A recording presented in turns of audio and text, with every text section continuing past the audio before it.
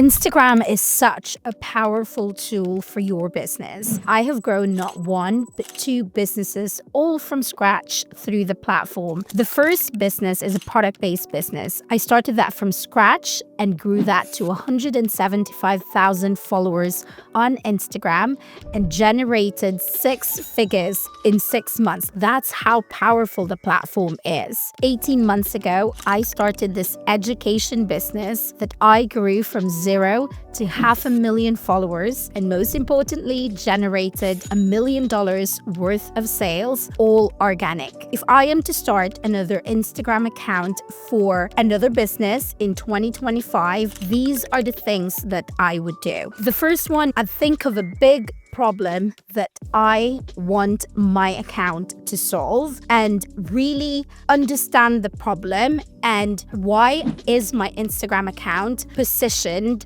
to be the best solution for that problem. To give you an example, when I first started my product-based business, I was trying to serve everyone. I was trying to do anything and everything, really, all to do with homewares, but I wasn't standing out. It's only when I started niching it down to personalized jars, that's when my business really took off. And the same with this education business. Now, when I first started it, I tried to serve all the business owners, really. I want to help them with email marketing. I want to help them with social media, either Instagram, TikTok, Facebook, anything. I wasn't really gaining traction. It was only when I really narrowed it down to helping business owners grow their audience and their business on Instagram when I started seeing real traction in my account. So you need to remember there are 2 billion active users on Instagram. You do need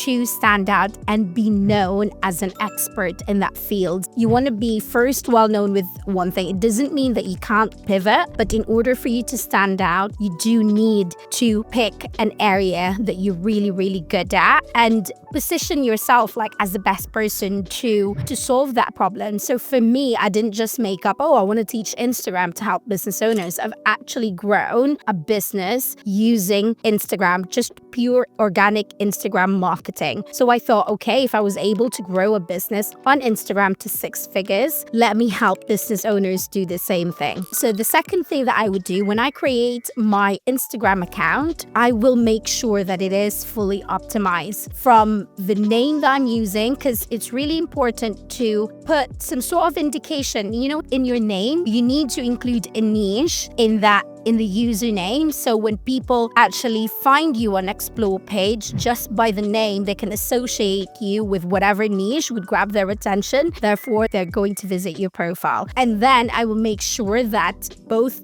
the name and the username are SEO optimized. SEO optimized means it's searchable. So when people search for you on the platform, they can find you.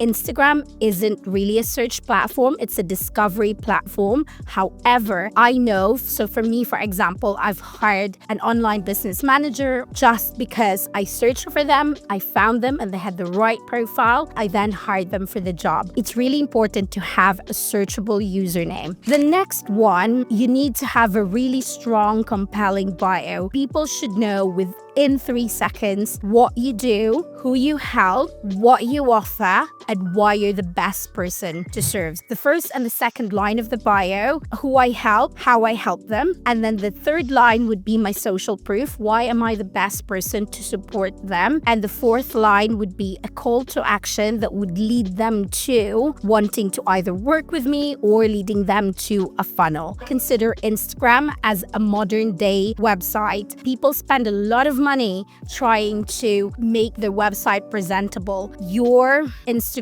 is the shop window to your brand. You need to make sure that everything in the account is intentional. It either builds authority, relatability, and credibility, so you build connection and trust. The next one that I would do is follow creators in my niche. If it's a brand new account, I would follow creators in my niche so I can train the algorithm who it will categorize me with. So I will follow a lot of creators, engage in their content, like it. You don't have to have a full-on conversation. You just need to go through it so that it'll train your algorithm and will cluster you with those people. And another thing is hashtags isn't really part of growth strategy, but for this time, I would use hashtags and SEO to really help Instagram categorize my content. After that, I'll create my content themes. So my content themes is basically what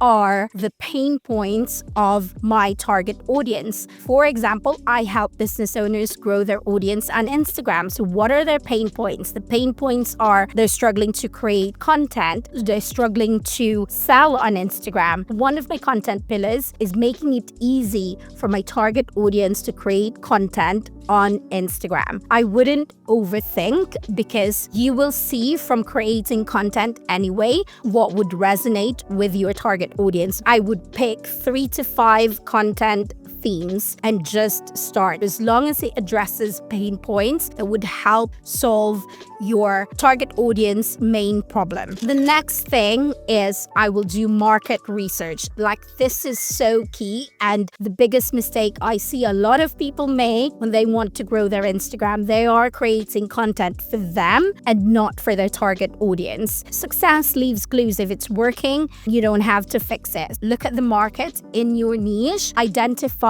what works really well, and from that I will then go on to create viral inspired content. By creating content, you will have data, and data will tell you so much. Once you've got enough data, you will be able to find what will work for your account. So those are the things that I would really focus on. I wouldn't worry too much about the number of hashtags, the trending audios, the captions. For now, I probably use short form caption and not long form caption because right now we just want to grab their attention. When I first started, it can be overwhelming, right? When you're posting constantly, especially coming from a place when you haven't been posting. So for me, for example, I am not the biggest content creation fan. I do not like creating content, but I do know that in order for me to move my business forward online, I have to show up on Instagram. So the only thing that I really focused on was frequency. There needs to be value, of course, within the post, but in terms of the quality, it's better done than perfect. Because if I had waited, one of my viral reels gained me 279,000 followers. That reel wasn't perfect. The lighting was very bad, mess everywhere, and I didn't even want to post it. But I made a commitment to myself that at that point in time, the thing that I would really work on is the frequency of just getting it posted, because I know over time I will get better. Just like with this YouTube video, I've started this. This is really out of my comfort zone, but I am doing this because I know this will help people to get to know me more. Because short form, yes, it's great for attention, but if people want to invest, they need to get to know me more. I need to do this. Anyway, we went on a tangent there, but those are the things that I would really focus on if I am starting my Instagram account, or if you want to kickstart your growth again this year. If you like this video, do hit subscribe. I will be posting a video once a week and bringing you the latest strategies that works on Instagram to help you grow your business.